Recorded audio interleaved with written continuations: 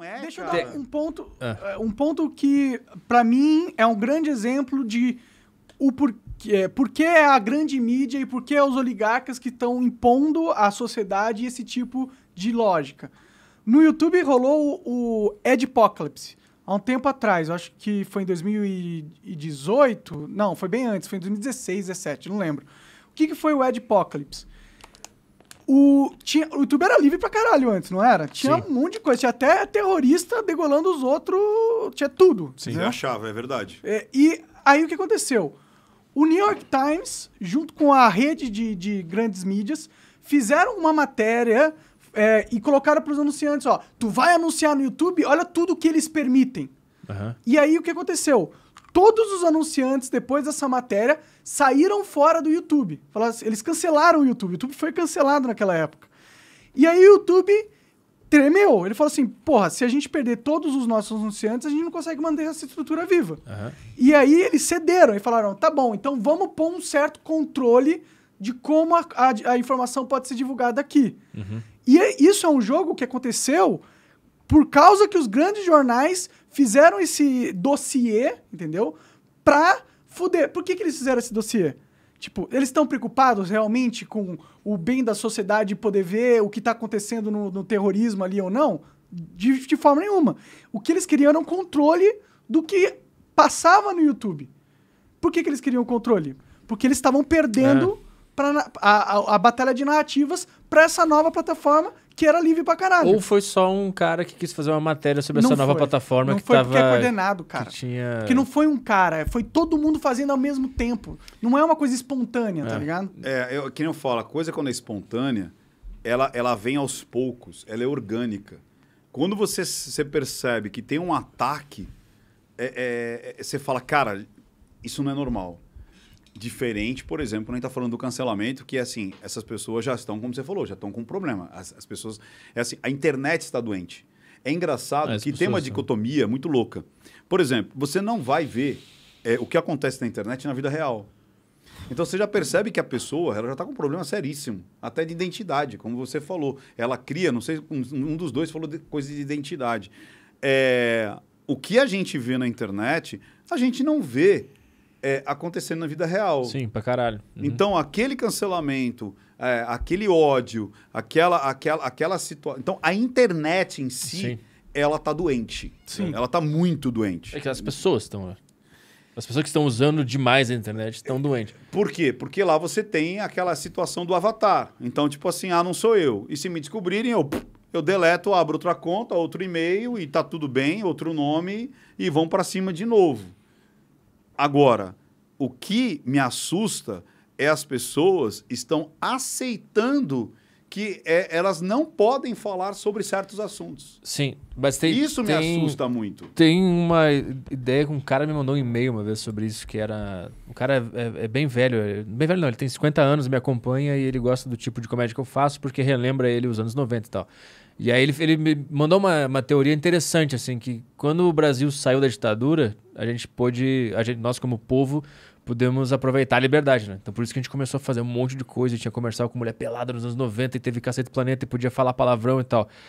E de acordo com essa teoria, assim, existe meio que um efeito sanfona, assim. A gente liberou demais, foi todo mundo livre pra falar o que quisesse, a gente falava um monte de merda, fazia piada pra caralho, e aí agora a gente tá voltando essa sanfona, a gente tá apertando de novo. A gente tá se censurando, só que agora nós mesmos estamos nos censurando, não é mais o governo ditatorial, né? E de acordo com essa visão, daqui 15 anos a gente vai voltar a liberar tudo de novo. E isso vai ficar acontecendo ao longo do tempo. A gente vai liberar tudo e vai censurar porque a gente vai com medo. Uma hora a mola estabiliza, né?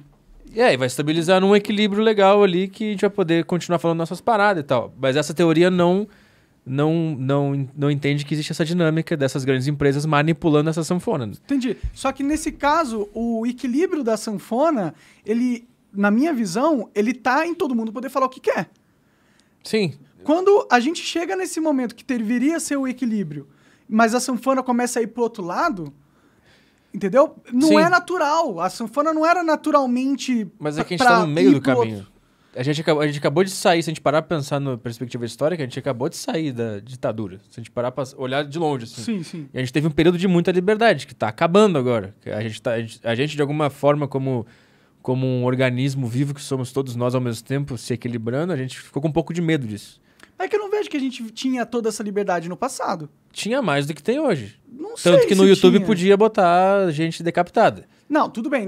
Nesse curto período de tempo, sim. Nos anos Mas- 90 tinha piadas, porra, que hoje se tu repetir ela, tá cancelado. Sim, mas o Entendeu? palavrão era mal visto, entendeu? Mas algumas pessoas começaram a falar palavrão no rádio, por exemplo. Já podia falar palavrão no rádio. Sim. E ninguém se assustava mais com isso. Isso foi se acostumando a falar palavrão, a fazer piada mais arriscada. Podia ter o cara morrendo no YouTube, por exemplo. A gente tava com essa liberdade completa, né? A gente se assustou um pouco, como organismo vivo, Faz seres sentido, humanos. é um argumento. Se assustou um pouco. E a gente começou agora a ter medo de palavras, ter medo de coisas sendo ditas e tal. A gente começou a apertar esse negócio e a gente tá se censurando. Eu acho que daqui a pouco a gente vai ficar com medo da censura, todos nós, e vamos começar a liberar de novo. A gente vai ficar fazendo isso durante um tempo. Mas você concorda que isso pode estar acontecendo mesmo? Pra mim faz todo sentido. Mas você concorda que algumas pessoas perceberam que nessa volta, no momento onde as pessoas acharam, puta, tem liberdade demais, elas capturaram esse sentimento e falaram, opa, eu posso usar esse sentimento como arma política. E aí elas ficam usando esse sentimento pra destruir as pessoas que são inimigos políticos dela. Mas isso também não foi feito com a liberdade? Tipo, o Bolsonaro era o cara que falava da liberdade de expressão, vamos mudar o Brasil, chega do PT e tal. E ele também usou a liberdade como uma arma política, né?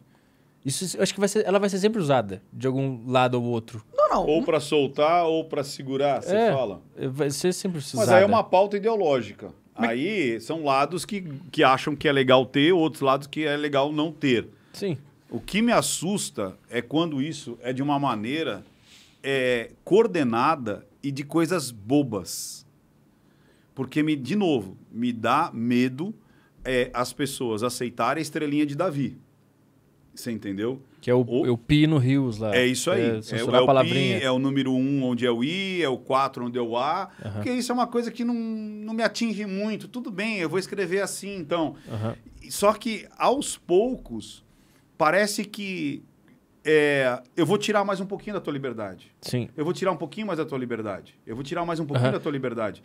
E aonde vai chegar isso aí? Aí, de novo, já tem gente presa, já tem gente exilada, já tem gente em Shadowban, que você não existe. Sim, mas né? quando a gente fala de gente presa... Ridicularizada, já tem gente ridicularizada, Como já tem assim? gente que... Ridicularizada, as pessoas põem a pencha que tipo assim, não, esse aqui não ouça porque esse cara...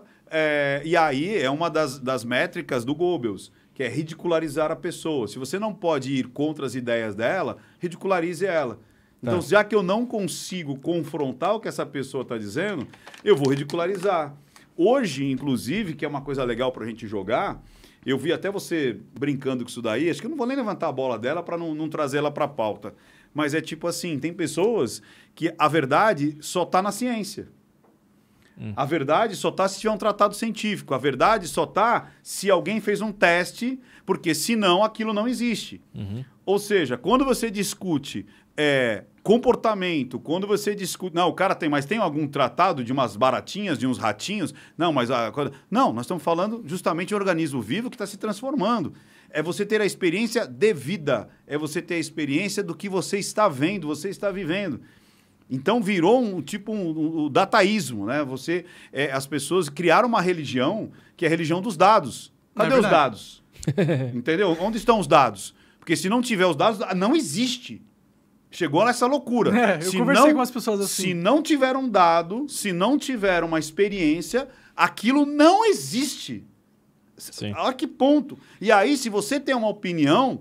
Eu vi um cara falando isso outro dia. Tipo, mas espera aí. Se a opinião não vale nada, eu quero a fonte do que ele está dizendo. Ou seja, por exemplo, essa mesa aqui não existe. Porque nós estamos conversando, expondo, tendo ideias, abstraindo, criando novas ideias. E para muita gente, para essa garotada que já foi doutrinada nesse sentido, você não pode ter ideias. Você tem que seguir referências.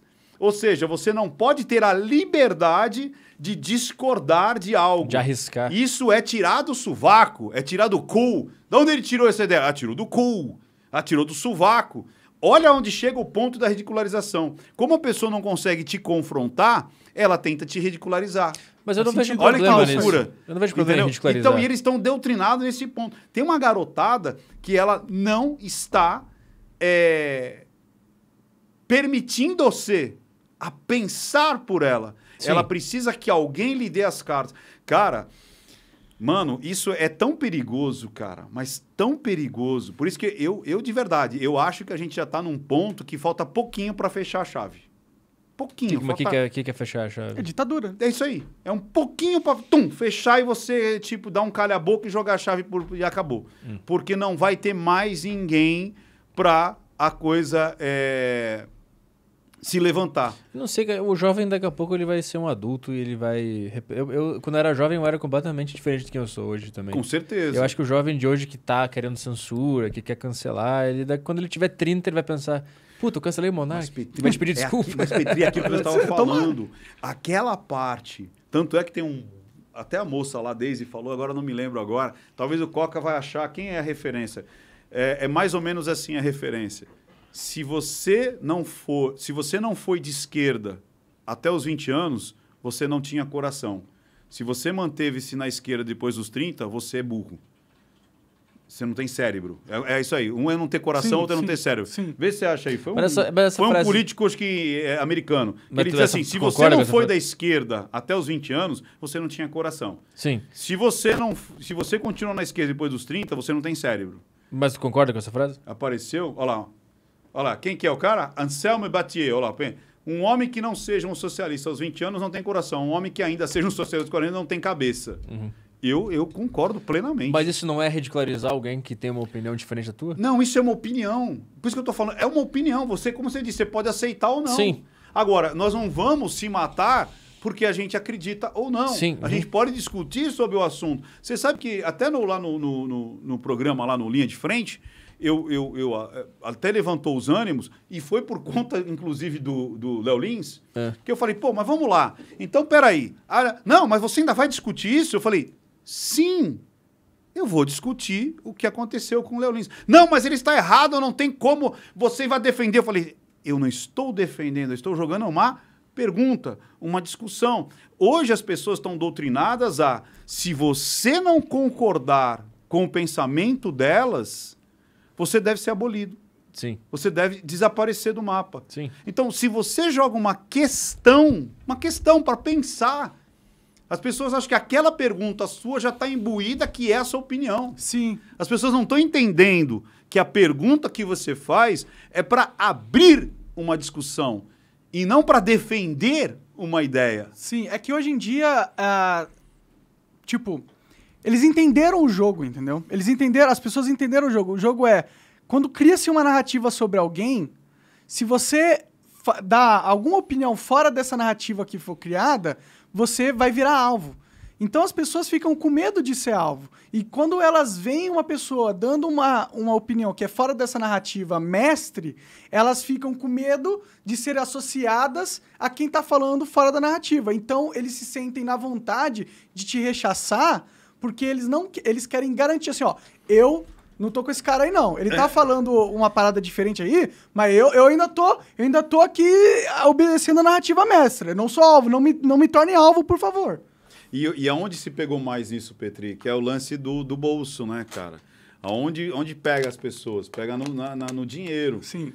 A gente viu isso acontecer lá no Flow. Quantas pessoas pediram para tirar episódio do ar? Vá pra puta que eu pariu. Quer dizer, você tem medo do que você disse? Mas é só você tem medo do que você viveu? Você tem medo do que você participou? Eram pessoas que estavam envolvidas com o mainstream. Né? E o que eu tô ficando, assim, de novo, com medo, Petri. Eu tô com medo de verdade. De verdade. Você acaba de assistir um corte do Monark Talks. Agradeço demais, mas se você quiser ver o vídeo na íntegra e acompanhar ao vivo todas as transmissões, você tem que ir lá no rumble.com/monark para não perder nada. Segue a gente lá.